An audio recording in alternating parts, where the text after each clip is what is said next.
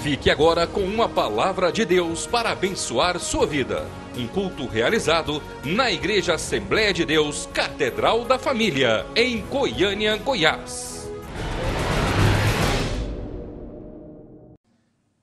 Aprendendo com Jesus sobre a ascensão. É verdade que será um pouco resumido, nós estaremos terminando antes das 11, então, mas ele estará aqui nesses momentos nos trazendo palavras que Deus quer que sejam importantes para o nosso coração e aqui nesta manhã, tá bom? Estenda sua mão para cá, vamos orar mais uma vez, pedir graça de Deus, sabedoria de Deus para receber esta palavra no nosso coração. Deus, somente o Senhor pode abrir o nosso coração que é duro, ó Pai, embrutecido. Ó Deus, e às vezes nós só conseguimos colocar os nossos olhos aqui nesta terra, nesse mundo. Ó Deus, pedimos ao Senhor que nesta manhã faça algo diferente no nosso coração, ó Deus, que os nossos olhos possam estar contemplando aquilo que o Senhor tem como promessa para cada um de nós. Usa o teu servo, meu Deus, pastor José Marcos, mais uma vez te pedimos no nome de Jesus. Amém. Pai do Senhor para os irmãos. Estaremos estudando nesta manhã acerca desse assunto tão importante. Eu acho que é a penúltima lição da nossa revista, Aprendendo as lições aí da ascensão de Jesus. Lição de número, vamos pegar aí, número 12. Número 12. Vamos ler aí, meus irmãos, esses textos tão importantes aí, em Lucas capítulo 24 e Marcos capítulo 16.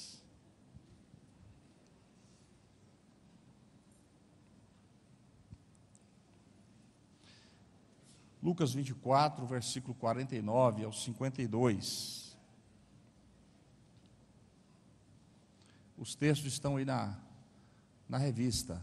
Os irmãos que não têm a revista podem abrir Lucas capítulo 24 e Marcos capítulo 16, a partir do versículo 19.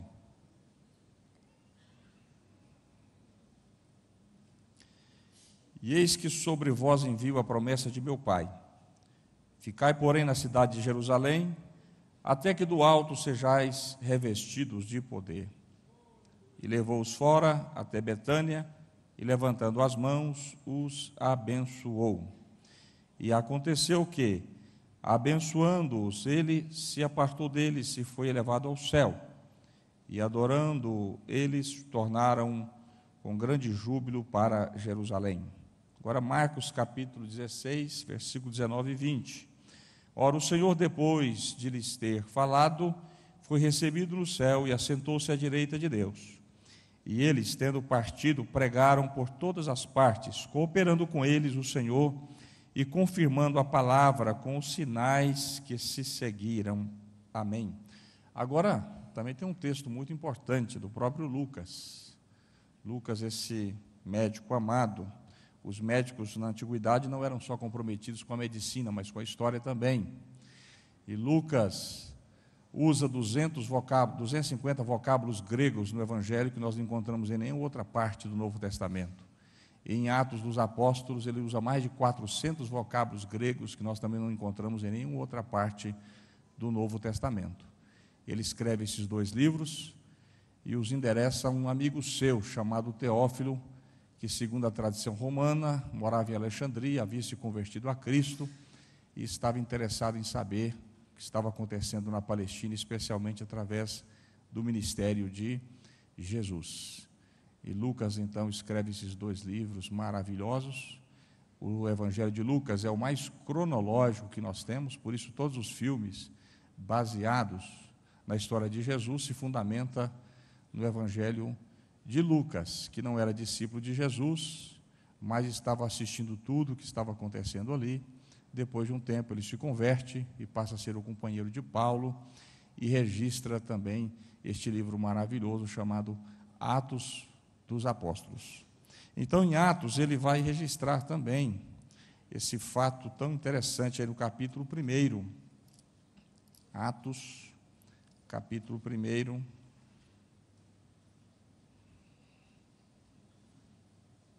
versículos 6 ao 11.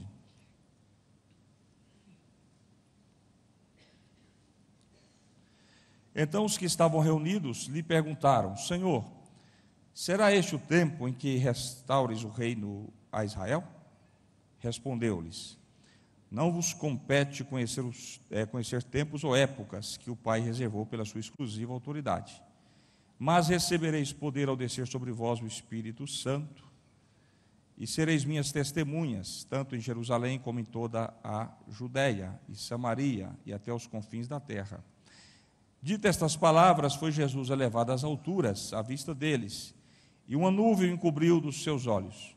E estando eles com os olhos fitos no céu, enquanto Jesus subia, eis que 2 varões, vestidos de branco, se puseram ao lado deles. E lhes disseram: Varões galileus, por que estáis olhando para as alturas? Esse Jesus que dentre vós foi assunto ao céu, virá de modo como o viste subir. Amém, meus irmãos? Então nós esta manhã vamos aprender acerca das lições da ascensão de Jesus, as lições que essa ascensão nos transmite.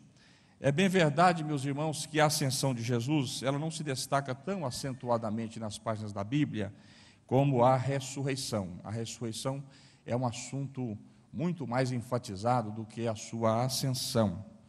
Mas isso não significa que a ascensão do Senhor não tenha tanta relevância como a ressurreição. Todos esses fatos aí inegáveis são de extrema relevância para a fundamentação da nossa confissão, da nossa fé. E esse assunto era tão importante para Jesus que ele o repetiu várias vezes. E se a gente for gastar tempo aqui lendo as referências, talvez ficaremos aí uns 15 minutos só lendo os textos que Jesus enfatizou acerca da sua ascensão. Vamos ler pelo menos 2 textos. João capítulo 6, versículo 62. Nós vamos perceber que Jesus já está transmitindo aos discípulos a sua partida. João capítulo 6, versículo 62. Que será, pois, se virdes o Filho do Homem subir para o lugar onde primeiro estava? Observe aí que o 61 Jesus vai dizer: Mas Jesus, sabendo por si mesmo que eles murmuravam a respeito de suas palavras, interpelou-os e disse: Isto vos escandaliza? Que será, pois, se virdes o Filho do Homem subir para o lugar onde primeiro estava? Jesus pregou um sermão aos discípulos e eles ficaram assustados, perplexos, porque Jesus se assemelha ao maná que caiu lá no deserto, e disse: Eu sou o maná que veio também do céu, eu sou o pão vivo que veio do céu. Os discípulos ficaram escandalizados, perplexos, e um chegou a dizer: Duro este sermão, quem poderá ouvi-lo? Jesus disse: Só isso que eu disse já causa espanto a vocês? E se eu disser que o Filho do Homem vai subir para o lugar de onde ele veio? Então Jesus tinha essa preocupação de passar para os discípulos esse fato inegável, que ele um dia subiria, que a sua ascensão seria um fato inexorável. Agora observe João capítulo 14, aí no mesmo livro, João capítulo 14, esses fatos são muito presentes em João. Interessante, por quê? Porque João é o discípulo amado, e é em João que Jesus revela o seu coração. Você sabia disso? Só em João a gente encontra, por exemplo, aquela frase de Jesus: Ego eimi, eu sou. Por 7 vezes Jesus diz: eu sou. Você não encontra outro paralelo nos evangelhos dessa frase, eu sou. Só em Êxodo capítulo 3, versículo 14, você vai encontrar Deus dizendo a Moisés: eu sou o que sou. Então percebam que Jesus não estava revelando qualquer coisa a João. Jesus estava revelando algo muito especial. Por isso João é o evangelho mais profundo que temos, porque João é aquele que recosta sobre o peito de Jesus, e João recebe revelações profundas do Senhor. E aqui em João nós vemos esses registros de forma aí mais a miúda. Capítulo 14, versículo 2, Jesus vai nos dizer: na casa de meu pai há muitas moradas, se assim não for, eu vou-lhe teria dito, pois eu vou preparar-vos lugar. Versículo 12: em verdade vos digo, que aquele que crê em mim, fará também as obras que eu faço, e outras maiores fará, porque eu vou para junto do Pai. Há muitos textos na Bíblia que nós vemos essa referência, Jesus sentando à destra de Deus. Essa ideia, à destra de Deus, não deve ser interpretada de forma literal, mas de forma figurativa. Aquele que senta à destra, o sentido é aquele que tem o governo nas mãos, aquele que tem o poder, o domínio, o controle. Jesus à destra significa que todo o governo da igreja, do mundo, está nas mãos do Senhor Jesus. Às vezes a gente vive no mundo pensando que ele está como um trilho descarrilhado, e que as coisas que estão acontecendo está tudo assim à deriva, e que não há uma agenda. Nós estamos redondamente enganados, viu, meus irmãos? Tudo está na agenda de Deus. Só o fim do mundo dos mais que não está, mas o resto aí está, viu, meus irmãos? Não estava, mas o dia vai chegar, está na agenda de Deus, né? Em que haverá novos céus e nova terra. Mas o mundo não é como um trilho descarrilhado. Como disse o Riobaldo, né? Que foi colocado, o personagem foi colocado voz nele no livro Guimarães, do Guimarães Rosa, Grandes Sertões Veredas. Ele disse: há de ter um norte para a doideira que é essa vida. E tem mesmo. Deus tem esse norte. Tudo está na agenda de Deus, e o mundo não é como um trilho descarrilhado. Jesus está à destra do Pai. Significa que ele tem o controle do mundo, governo do mundo, de tudo, das coisas e da igreja também. Amém, meus irmãos? Então Jesus vai repetir várias vezes acerca dessa sua ascensão. Lucas faz questão de nos fornecer para nós uma dupla explicação. Lucas termina o Evangelho citando aí a ascensão de Jesus e começa o livro de Atos citando também a ascensão de Jesus. Lucas tem um valor histórico muito grande, principalmente para chocar aqueles que não acreditam na Bíblia. O livro foi escrito por um qualquer. Não, meus irmãos. A Bíblia foi escrita por inspiração do Senhor, conforme nós vimos aqui no último domingo que falamos. E a Bíblia também tem essas coisas interessantes, né? Um Lucas que é médico, um homem totalmente do mundo secular, mas que foi envolvido pelo ministério de Jesus e que agora registra esses fatos que aconteceram na Palestina, aí, especialmente através do ministério de Jesus. Então ele faz questão de dar uma dupla explicação. Paulo se refere a ela repetidas vezes. Paulo se refere à ascensão de Jesus muitas vezes. Efésios 1:20, ele diz: fazendo sentar à sua direita nos lugares celestiais. Mas tem um texto clássico aí de Paulo, em Efésios, capítulo 4, versículo 8 a 10, você pode acompanhar comigo aí a leitura desse texto. Eu sei que os irmãos conhecem esse texto muito bem, mas é só para lembrá-los.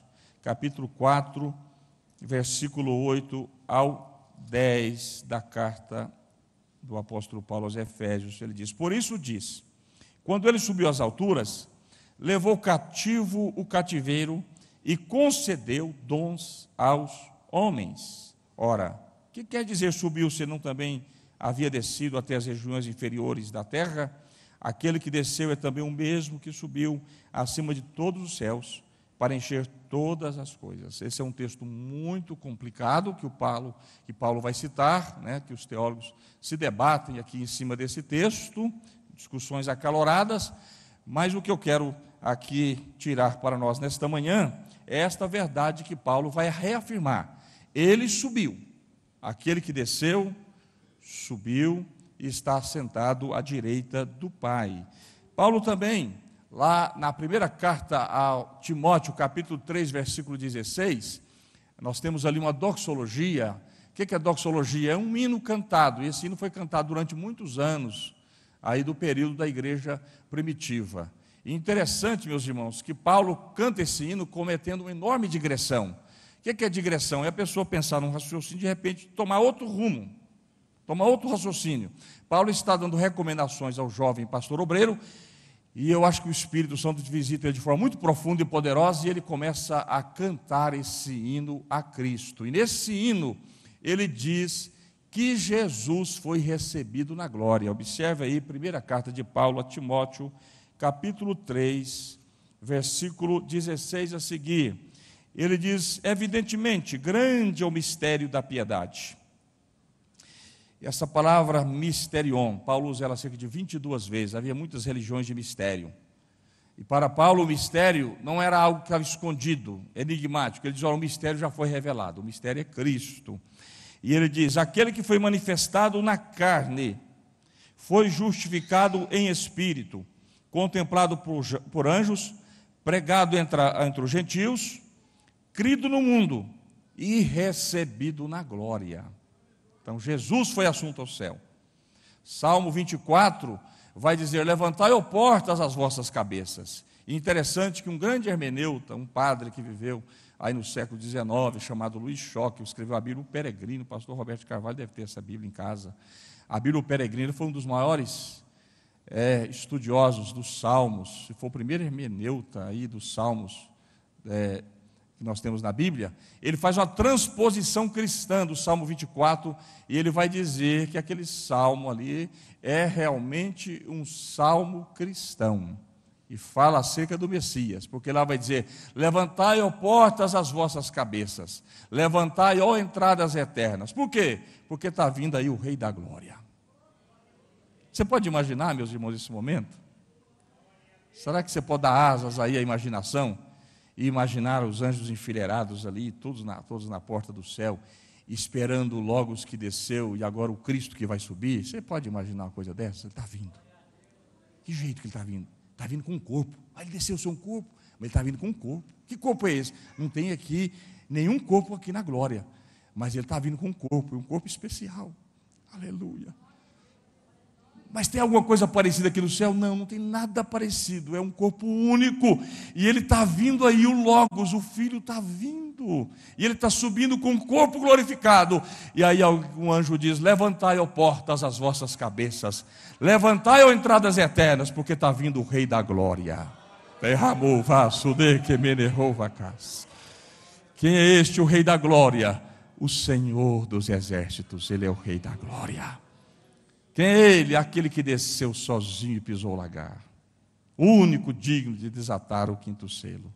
É ele, o leão da tribo de Judá, a raiz de Davi, a resplandecente estrela da manhã, o doce poeta de Israel. Ele está vindo. Aleluia.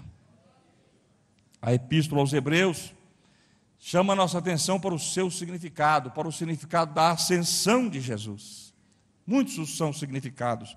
Capítulo 1, versículo 3 da carta aos Hebreus.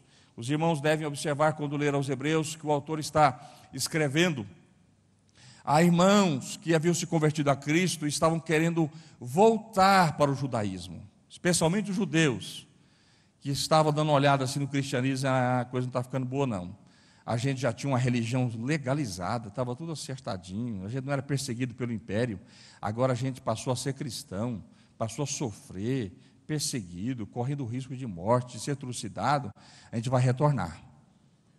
E aí o escritor aos Hebreus escreve esta carta para resgatar esses irmãos que estavam desanimados, desacorçoados com aquela nova fé em Cristo Jesus, mas uma fé perseguida, uma fé sofrível. E aí ele vai dizer aqui que Jesus é maior do que os anjos. Ele começa falando que Jesus é maior do que os anjos, Jesus é maior do que Moisés, Jesus é maior do que Josué, Jesus é maior do que o tabernáculo, Jesus é maior do que os sacrifícios, Jesus é maior do que tudo. E aí, capítulo 1, versículo 3, ele vai dizer aí: ele que é o resplendor da glória e a expressão exata do seu ser, sustentando todas as coisas pela palavra do seu poder. Depois de ter feito a purificação dos pecados, assentou-se à direita da majestade nas alturas. Está vendo, meus irmãos? O significado aí que o escritor aos Hebreus dá à ascensão de Jesus: ele subiu para assentar às alturas à direita da majestade, quer dizer, no controle de todas as coisas. Capítulo 4 aí da carta aos Hebreus, versículo 14. Os irmãos vão cansar um pouco aí de ler os textos, mas é interessante que a gente leiamos aí esses textos. Diz aí: tendo, pois, a Jesus, o Filho de Deus, como grande sumo sacerdote que penetrou os céus, conservemos firmes a nossa confissão. Vocês que têm como sumo sacerdote Jesus Cristo, aquele que não entrou tão somente no Santo dos Santos, no tabernáculo, no templo, mas penetrou os céus. Ele entrou lá dentro, está lá. Observe mais um texto aí, para nós passarmos para algumas outras coisas aí importantes. Capítulo 9, versículo 24, da carta aos Hebreus. 9, 24, vai dizer: porque Cristo não entrou em santuário feito por mãos, figura do verdadeiro, porém no mesmo céu, para comparecer agora por nós diante de Deus. Amém, irmãos? Então estão esses textos que nos falam acerca da ascensão de Jesus. Agora, vamos destacar alguns ensinamentos acerca da ascensão de Cristo. Primeiro ensinamento, primeira lição: o céu é um lugar. O céu é um local. A ascensão de Jesus, ela foi uma transição local, uma ida de um lugar para o outro. Nós jamais devemos entender esse texto, meus irmãos, como alguns teólogos liberais no passado entenderam, quando disseram que essa ascensão de Jesus foi uma transição de uma condição para outra, de um estado para o outro. Não. Essa transição foi geográfica, foi de localidade. Jesus saiu do céu, Jesus saiu da terra e se deslocou para o céu. O céu aqui não é uma condição, não é um estado de vida. O céu aqui é uma localidade. Assim como a terra é uma localidade, o céu também é uma localidade. O inferno também é outra localidade. Alguns dizem: o inferno existe, o inferno é um estado de vida, é uma condição em que a pessoa vive. Não, a Bíblia diz que o inferno é um local, a Bíblia diz que o céu é um local, a Bíblia diz que a terra é um local. Então Jesus está fazendo aqui uma mudança de local, e não uma transição de uma condição ou uma transição aí de um estado. Aqueles que me entendem, digam amém. Então Jesus se deslocou de um lugar para outro. Então o céu existe, pastor? Existe. Como existe Goiânia, está diante dos nossos olhos, o céu ainda é mais crível do que Goiânia, mais real do que aqui as nossas referências geográficas terrenas. Segunda coisa que nós vamos aprender, meus irmãos, acerca da ascensão, é que a humanidade de Jesus é levada para o céu. Isso aqui é algo tremendo, isso aqui é algo de muito especial. O corpo de Cristo no céu é único. Segundo um grande teólogo chamado Berkhoff, que escreveu uma teologia sistemática assim, ele diz que Jesus está confinado a um corpo. Por amor a nós, Jesus se confinou a um corpo. Você já pensou nisso? Que Jesus desceu sem um corpo para essa terra? Aqui ele se encarnou num corpo formado no ventre de uma virgem por Deus, e ele viveu nessa terra e saiu daqui com um corpo. Então Jesus levou esse corpo físico, claro, celestial agora, transformado, um corpo glorificado, um corpo totalmente diferente do nosso, mas esse corpo foi assunto aos céus. Por isso, quando Jesus decide, meus irmãos, pela encarnação, ele sabia que não era uma coisa fugaz e casual, mas uma ação divina com consequências permanentes. Jesus sabia: eu vou descer. Sim, vou descer. Vou ter um corpo como os humanos, os demais seres humanos. E depois, esse corpo vai subir. Não era uma consequência fugaz, casual, mas permanente.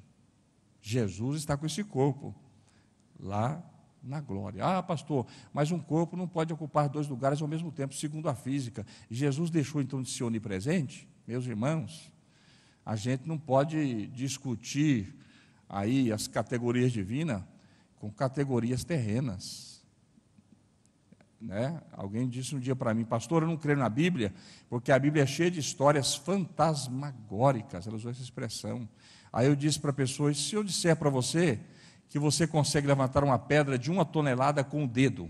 Ela disse: isso é impossível. Eu falei: aqui, mas na lua a senhora consegue. Irmã, Deus está em outra dimensão. Deus está em outra dimensão, totalmente diferente da nossa. Então, Jesus hoje está confinado no corpo? Está, mas Ele continua sendo Deus. E qual a importância? Agora vem uma coisa interessante, aí o lado prático. Qual é a importância em levar a humanidade de Cristo para o céu? O que isso tem aí de implicação com a nossa vida? Isso significa, meus irmãos, que com Ele será levada toda a humanidade que Ele redimiu. Assim como a humanidade de Jesus foi levada para o céu, o corpo foi levado para o céu, o corpo glorificado, nós, redimidos agora em Cristo Jesus, um dia também receberemos um corpo glorificado e subiremos com esse corpo para o céu. E estaremos para sempre com o Senhor. Dá para você dar um glória a Deus aí, irmão? Amém. Isso dá razão para dar glória a Deus.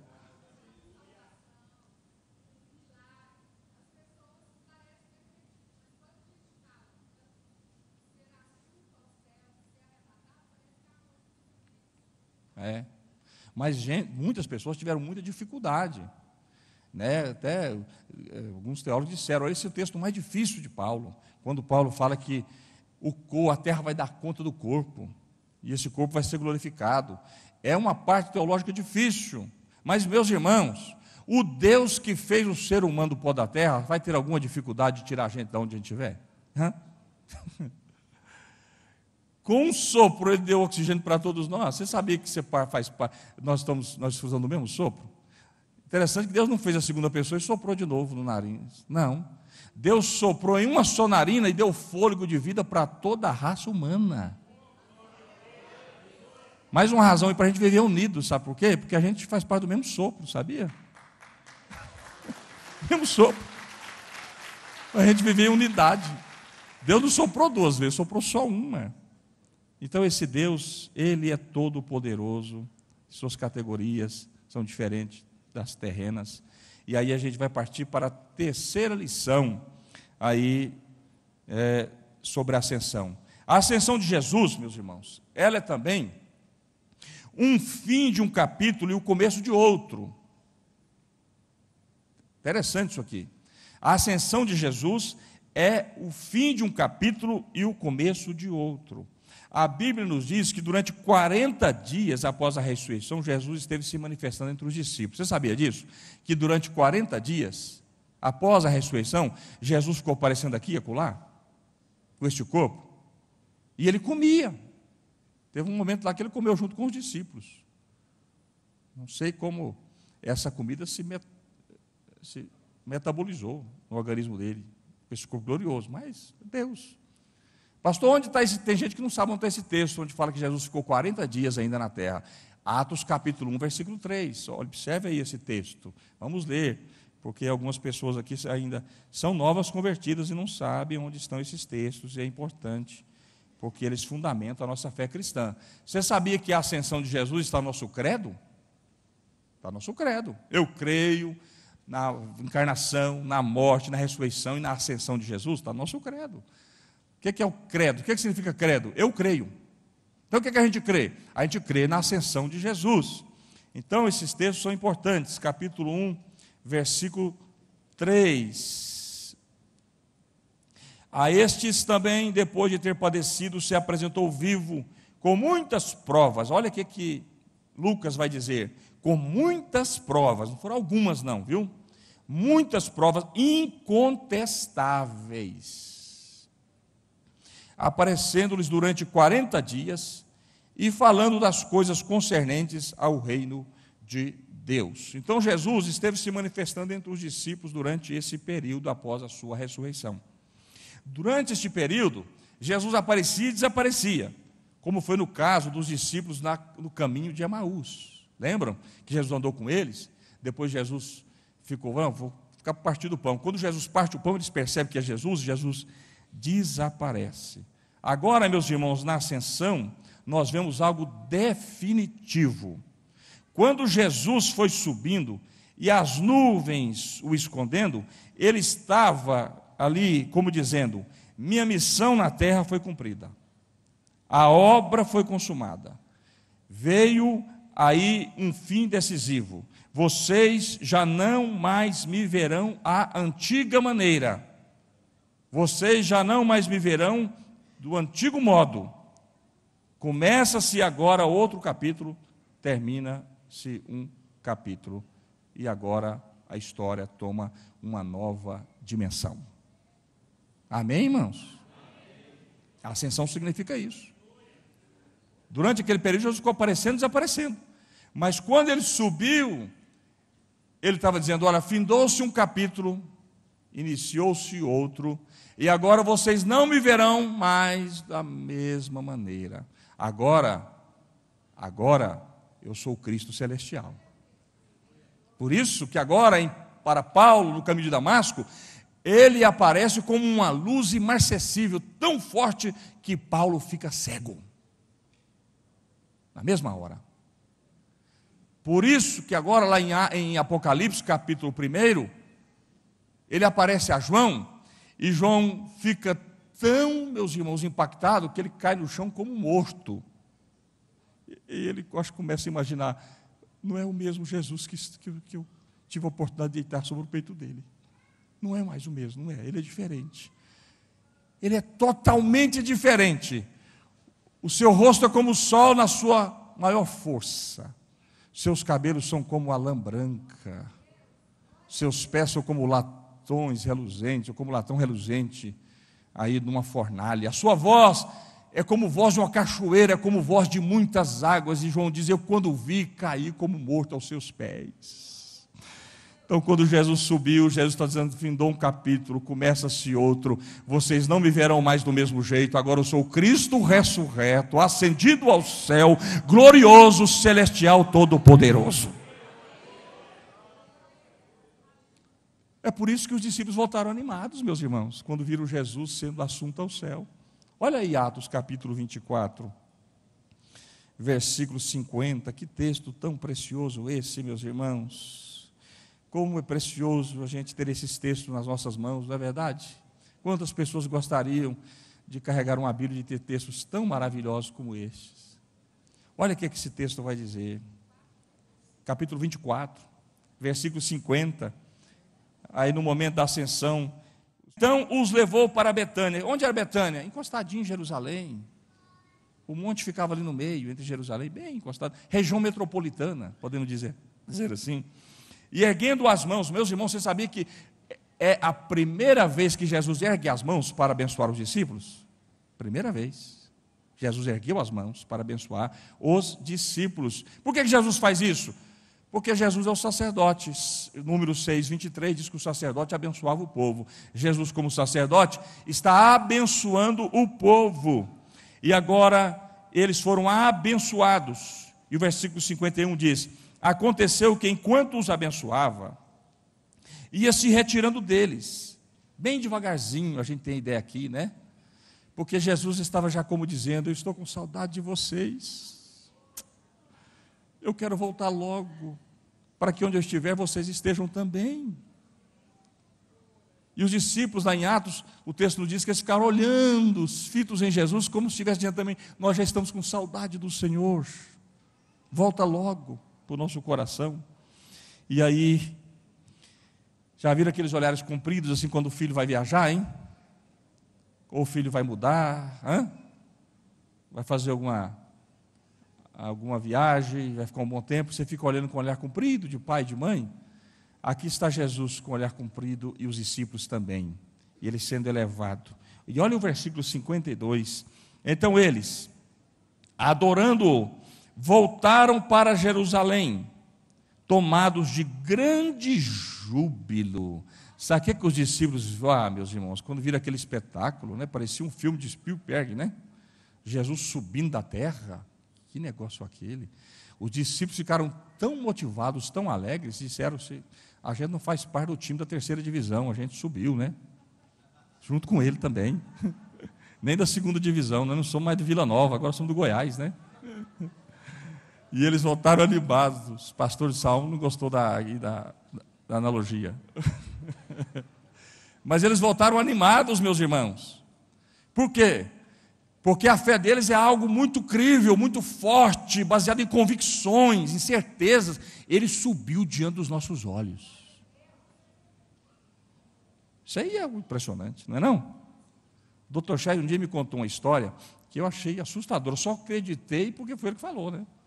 Ele disse que estava na África, o cara que tinha acabado de matar um, cortou o pescoço do camarada, colocou a cabeça do camarada em cima de uma mesa, fez um negócio tipo um circo, começou a cobrar pedágio para as pessoas entrarem e verem a boca do cara falando em cima da mesa. Negócio assustador, não sei nem se cabia aqui, né, para usar como ilustração, né, meus irmãos? Macabro. Mas eu acreditei porque foi ele que disse. O senhor entrou, doutor Chad? Eu entrei lá e vi.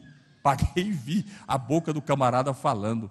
Agora, meus irmãos, imagine quem estava com Jesus na hora da sua ascensão e viu ele subindo, sem aeroplano, sem avião, sem paraquedas, sem nada, ele subindo e as nuvens o encobrindo. Ah, meus irmãos, dá para voltar jubilando, dá até para você dar um glória a Deus aqui nessa manhã, não dá? É impressionante, meus irmãos. E aí, o texto nos diz que ele foi então assunto ao céu. Quando Jesus foi subindo, as nuvens o escondendo, ele estava dizendo, então, já disse aos irmãos, que a sua missão havia terminado. E qual que é agora a próxima missão de Jesus? Aquela missão se encerrou, terminou. Qual é então a sua próxima missão, sendo agora assunto ao céu? Aí a gente vai ver a importância da ascensão de Jesus. Porque Jesus sendo assunto ao céu, meus irmãos, o Espírito Santo for enviado. Jesus tinha que subir para o Espírito Santo descer. Porque Jesus é todo poderoso. Mas imagina, meus irmãos, a gente aqui no Brasil, século 21, Jesus vivendo até hoje, lá em Israel, e a gente só tem notícia, Jesus está lá fazendo milagre. E aí a gente não dá conta de pagar uma passagem para lá, fica só ouvindo as notícias. Hoje tem televisão, dá para filmar, né? Mas naquela época não dava. Jesus não podia estar em dois lugares ao mesmo tempo. Jesus, segundo Filipenses capítulo 2, ele colocou de lado seus atributos, aí divinos. Agora Jesus é homem como a gente, é gente como a gente. Então a gente ia perder muito, porque a gente ia servir ele aqui, mas distante da gente. Agora ele falou, ele teve uma ideia fantástica: eu vou subir, mas eu vou enviar um que será o Paráclito, estará ao lado, junto com vocês, direto. Ele subiu, mas agora a gente tem a presença dele através do Espírito, que está direto com a gente, já mora dentro de você aí, ó. Mas para isso ele precisa subir. Observe aí João capítulo 16, versículo 7. João capítulo 16, versículo 7.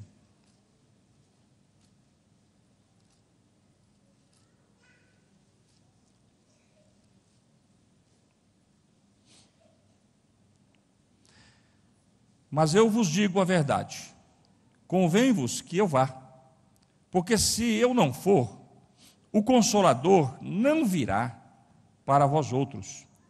Se porém eu for, eu vou-lo enviarei. Está vendo? Está vendo, irmãos? Convém que eu vá. Para quê? Para que o Consolador venha. Observa aí em João, mais um texto, capítulo 14, versículo 16. Esse texto é interessante que você grife ele aí, porque vai servir para você aí de forma apologética, principalmente quando você encontrar testemunho de Jeová que disser assim: o Espírito Santo é uma força, não é Deus. Capítulo 14, versículo 16, vai dizer assim: e eu rogarei ao Pai, e Ele vos dará outro Consolador. Esse outro Consolador, aí a palavra outro no original é alo, que significa um da mesma essência. Então o Espírito Santo é Deus, assim como Jesus é Deus. Alô, um da mesma essência. Então ele disse: eu vou enviar outro, um da mesma essência, para ser o vosso Consolador. Consolador aqui no original, Paráclitos, para aquele que está do lado, aquele que chama para o lado. Então ele anda com a gente, ele está com a gente, ele vive na gente, ele mora dentro da gente.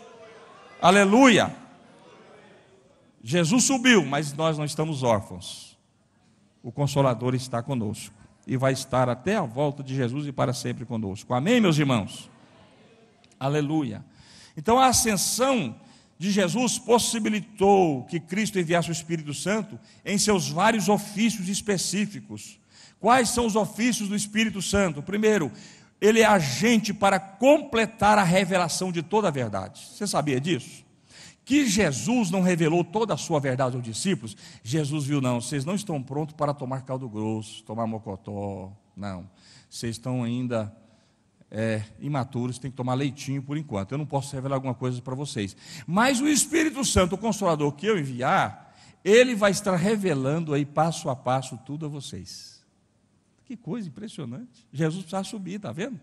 Para revelar para a gente. Observe aí capítulo 16, meus irmãos, de João, versículo 12 ao 14. Você está cansado de ler a Bíblia já? Dá para acompanhar aí mais alguns textos? Então vamos lá. João capítulo 16, versículo 12 ao 14. Eu só sei pregar a Bíblia, irmão, não sei falar outra coisa. Tenho ainda, não sou um dos melhores não, tem gente catedrática aqui, né? Pastor Roberto Carvalho, nosso mestre está aí, conferindo tudo, né, meus irmãos? Eu tenho que tomar muito cuidado aqui. Senão ele levanta o dedo ali e me repreende, né? Capítulo 16, versículo 12 ao 14. Tenho ainda muito que vos dizer, mas vós não o podeis suportar agora. Olha que coisa, que texto impressionante. Eu tinha muita coisa para falar para você, mas vocês não podem suportar agora. Já falou isso para os seus filhos, Geraldo? Os meninos estão novinhos, não vai suportar o que eu vou falar, deixa para depois.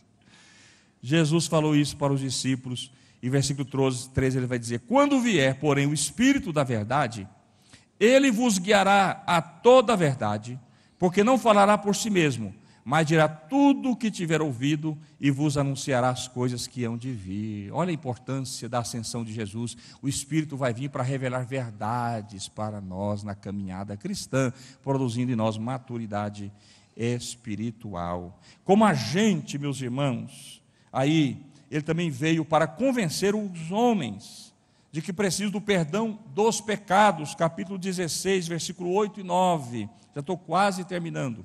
Capítulo 16, versículo 8 e 9. O texto ainda vai nos dizer: quando ele vier, convencerá o mundo do pecado, da justiça e do juízo. Do pecado, porque não crê em mim. Da justiça, porque vou para o Pai, e não me vereis mais. Você sabe que se você está na igreja, você não está na igreja porque o seu pai é crente, sua mãe é crente. Não. Você não está na igreja tão somente porque você herdou essa fé, essa religião, podemos dizer assim. Você está na igreja porque o Espírito Santo te convenceu. Porque se o Espírito Santo não convencer a gente, não tem nem filho de pastor que fica na igreja, irmãos. Né? Nem presbítero, nem evangelista, nem diácono, nem cooperador, nem nada. Não fica. O Espírito Santo é que convence a gente do nosso pecado, que convenceu Agostinho, o grande teólogo do quinto século, com 33 anos de idade, depois de ter experimentado de tudo, um homem cheio de amantes, mulheres para tudo quanto era lado, boemia e muito inteligente, grande filósofo, grande pensador. Depois de ter experimentado o maniqueísmo, religião e outras tantas, ele estava no jardim da sua casa, sem saber o que fazer, quando ouviu uma voz de uma criança que lhe disse: tole lele, tome e leia. E na sua frente, ele procurou a criança e não viu ninguém à sua volta. Na sua frente estava uma Bíblia. E ele abriu a Bíblia, e ela caiu justamente em Romanos, capítulo 14, versículo 14, e diz: fugir de toda bebedice, orgias, pecado. Nossa, que coisa tremenda, né, meus irmãos? Aleluia! E aquele homem foi convencido pelo Espírito Santo, nunca mais foi o mesmo.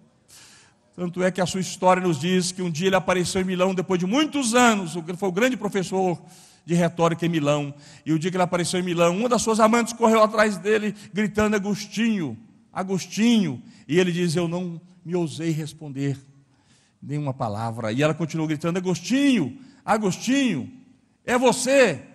ele só virou para trás e disse: eu não sei nem mais quem eu sou. Só o Espírito Santo pode convencer o homem do pecado, da justiça e do juízo. Levante a sua mão e exalte a Jesus nesta manhã, porque o Espírito Santo te convenceu, aleluia. Ele também é agente regenerador. João capítulo 3, versículos 5 ao 8. João 3, versículos 5 ao 8. A conversa de Jesus com Nicodemos, aquele homem nobre ali da sinagoga. Jesus vai dizer: respondeu Jesus, em verdade te digo, quem não nascer da água e do Espírito não pode entrar no reino de Deus. O que é nascido da carne é carne, o que é nascido do Espírito é Espírito. Não te admires de eu te dizer, importa-vos nascer de novo. O vento sopra onde quer, ouves a sua voz, mas não sabes de onde vem, nem para onde vai. Assim é todo o que é nascido do Espírito. Amém, meus irmãos? Ele está falando aqui sobre o Espírito Santo como força regeneradora. John MacArthur, nessa Bíblia aqui, ele vai fazer um comentário muito interessante. Ele vai dizer: o que Jesus quis dizer é que assim como o vento não pode ser controlado ou compreendido pelos seres humanos, mas os seus efeitos podem ser testemunhados, assim também acontece com o Espírito Santo. Ele não pode ser controlado ou compreendido, mas a prova da sua obra é aparente. Onde o Espírito Santo atua, ali há evidência inegável e certa de transformação. Amém? O vizinho olha e fala: puxa, essa casa aqui era uma bagunça, ninguém se dava com ninguém. Olha aqui, como é que esse povo está tranquilo? O que está acontecendo? O Espírito Santo chegou lá e mudou tudo. Não é assim, irmãos? Nossa, mas esse camarada era tão assim, explosivo, agora ele está tranquilo. O que aconteceu? O Espírito de Deus chegou lá e transformou tudo. Aleluia. Amém, irmãos? Pelo menos é isso que a gente imagina quando o Espírito Santo chega, né?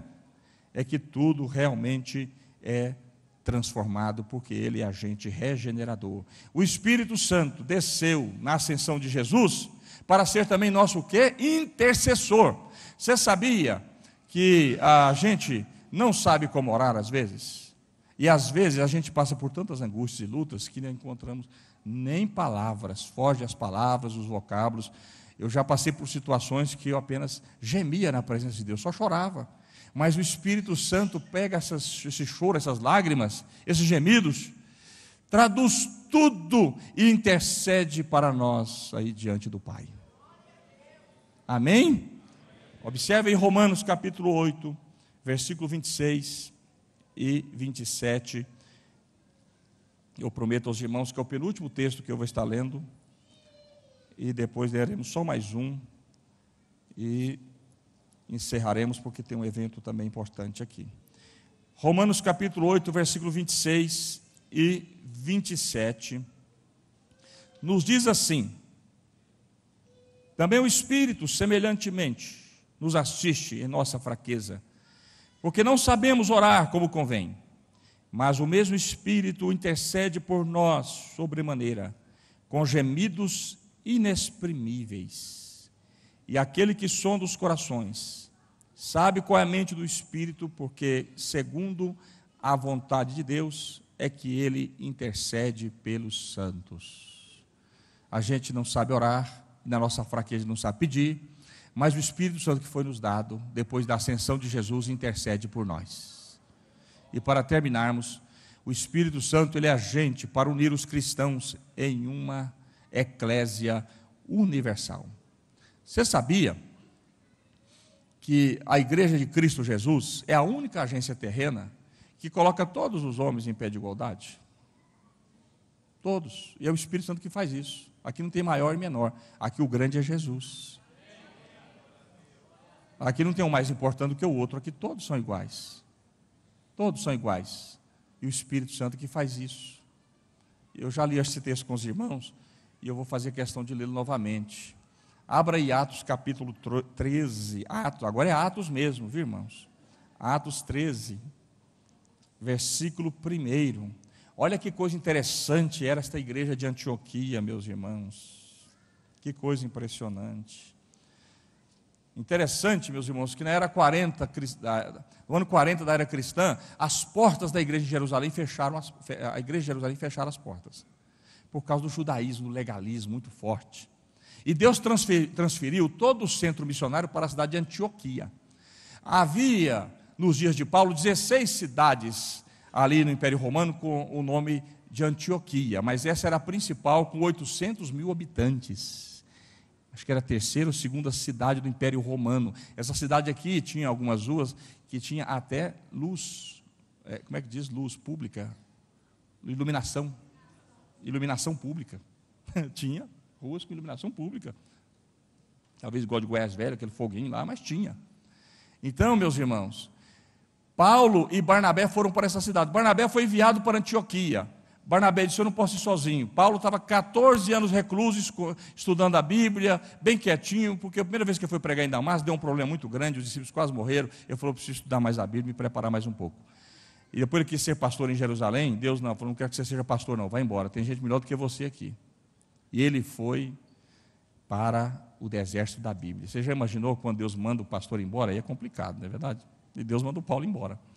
Vai embora, você não está preparado para ficar aqui agora, não. Ele se achava intelectualmente preparado, mas Jesus disse: não, ainda não. E Paulo ficou 14 anos estudando. E Barnabé foi enviado então para Antioquia. Aí Barnabé falou assim: eu tenho que levar Saulo, que é Paulo, né? Tem que levar ele. E ele passou lá e pegou e levou Paulo com ele para Antioquia. E lá eles fundaram esse trabalho. O trabalho cresceu tanto e foi tão abençoado que os discípulos de Jesus, pela primeira vez, foram chamados de cristãos. Atos 11, 26. Diz que a graça de Deus era vista na vida dos discípulos de Jesus. Mas olha que igreja interessante era esta igreja de Antioquia. Capítulo 13, versículo 1. Você encontrou aí? Havia na igreja de Antioquia profetas e mestres. Olha que coisa impressionante. A igreja não pode ter só profeta, senão vira só um reteté danado, né, irmãos? Precisa de ter luz na mente também, né? Então, luz na mente e fogo no coração. Então, a igreja precisa ter profeta, mas precisa ter mestre também. Tá certo, irmãos? Precisa ter conhecimento. Isso, graça e conhecimento. Olha que igreja equilibrada.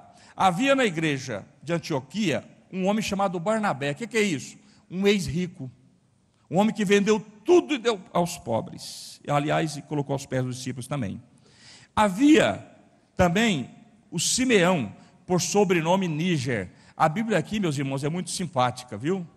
E usa aqui de um eufemismo. Mas, na verdade, aqui havia o Simeão, o negão. Esse Níger aqui é o negão. Então, essa igreja não tinha problema com preconceito. Essa igreja não tinha discriminação. Todos se davam bem no meio dela. Havia também Lúcio de Cirene. Quem que é? Um africano. Um africano. Essa igreja não era racista, não era uma igreja bairrista. Havia também um nobre, olha aí, havia um Manaém, colasso de Herodes. Sabe o que significa isso? Possivelmente esse homem amamentou no mesmo peito que Herodes amamentou. Era um nobre na igreja de Antioquia. E havia também Saulo. Quem era Saulo? Um ex-perseguidor que havia se convertido a Cristo. Então perceba a unidade na pluralidade. Isto é igreja, é só o Espírito Santo pode fazer. Uma igreja que só tem rico, alguma coisa está errada. Uma igreja que só tem pobre, alguma coisa está errada. Uma igreja que só tem criança, alguma coisa está errada. Uma igreja que só tem velho, alguma coisa está errada. Uma igreja que só tem mulher, fica de olho no pastor. Uma igreja que só tem homem, também alguma coisa está errada. Uma igreja, meus irmãos, que só tem gente inteligente, alguma coisa está errada. Só culta está errada, né? A igreja consegue unir todas as classes em torno de Jesus. E quem que é o agente que faz isso? Espírito Santo. Aí eu vou ler só mais esse texto para terminar. 1 Coríntios capítulo 12. 1 Coríntios capítulo 12. A partir do versículo 13.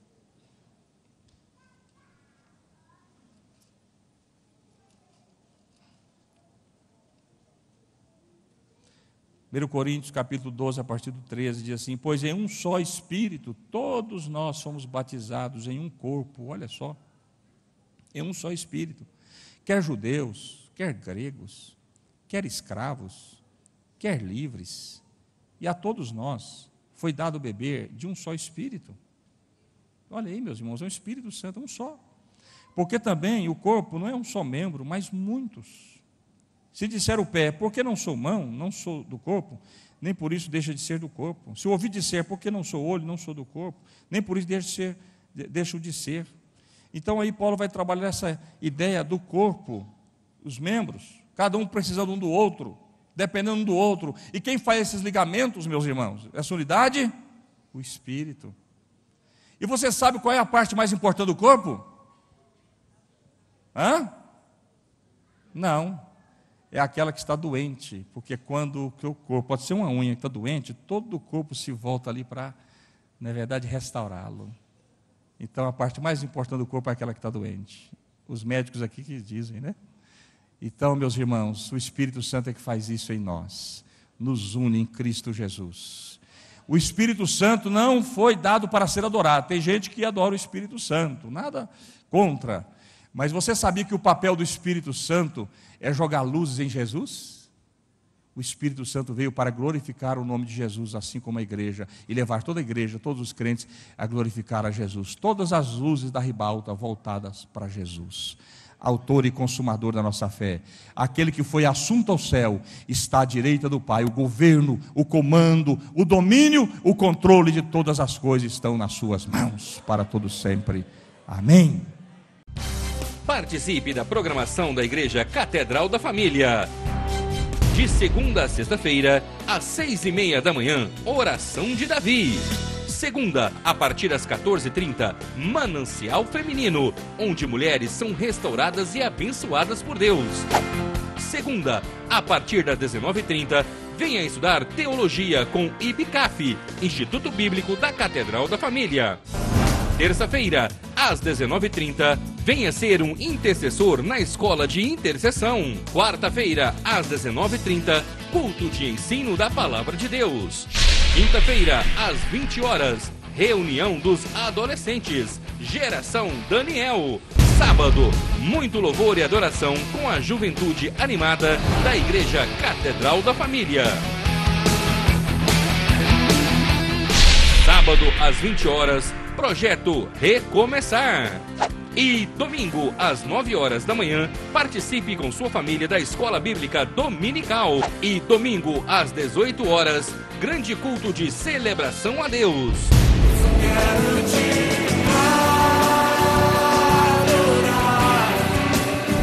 A Igreja Catedral da Família disponibiliza ainda para você cursos para edificar a sua vida. MMI, Casados para Sempre. CRAU, cursos para finanças. Educando filhos à maneira de Deus. Alcançando o coração do seu adolescente. Veredas Antigas. ONI, curso para noivos. De domingo a domingo, uma programação recheada de muita alegria, unção e bênçãos de Deus. Informações 3281-4918 ou acesse o site www.catedraldafamilia.com.br.